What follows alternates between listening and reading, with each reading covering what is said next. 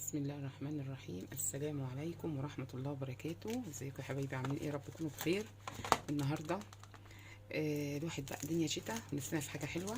قلت بقى ايه، عندي ورقة جلاش في الفريزر طلعتها، دهنت الصينية سمنة ورصيت ورقة الجلاش وجيت في النص ورحت حاطة معلقة سمنة تاني، وعلى الوش حطيت معلقة سمنة تاني بس كده، وقطعتها زي كده اهوت ورحت حطها في الفرن. اول ما سخنت شويه كده كنت حضرت بيضايه وكوبايه لبن، قلبتهم مع بعض بحبه فانيليا وسقيت بيهم الجلاش الجميل ده بس كده وطلعناها. كنت حاطه بقى على النار من قبل ما اعمل الصينيه، كنت حاطه كوبايه ونص سكر وكوبايه ونص ميه ونص ليمونه، وحطيتهم على البوتاجاز وسبتهم لما بردوا لحد ما الجلاش استوى وبقى بالجمال دوت. صينيه جلاش مسكره، الدنيا شتا واللي احنا عارفين طبعا الحاجه غاليه. بصوا ده الشربات اللي هو ايه، حطينا عليه كوبايه ونص سكر وكوبايه ونص ميه ونص كيس فانيليا كده، بس معلقه يعني نص معلقه فانيليا عشان بتبقى ريحتها زعقه قوي بس. وعملنا حاجه حلوه، الدنيا شتا والحاجه غاليه، والسمنه اللي بره احنا ما نعرفش مصدرها، لكن دي يا دوبك هما 3 معالق سمنه بس.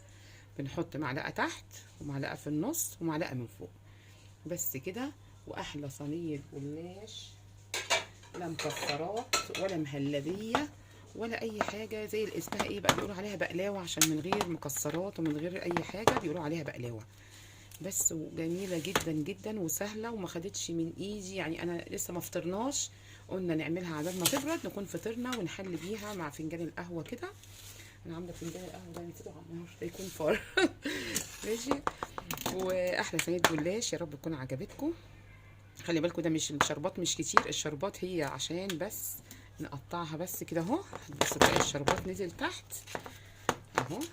دايما لما تيجي تعملي الجلاش معلومه يعني، اعمليه في صينيه مربعه عشان ما يتعبكيش في التقطيع، لكن لو مفيش مربعه بنعمله في الصينيه التانيه، في الصينيه المدوره عادي بس كده.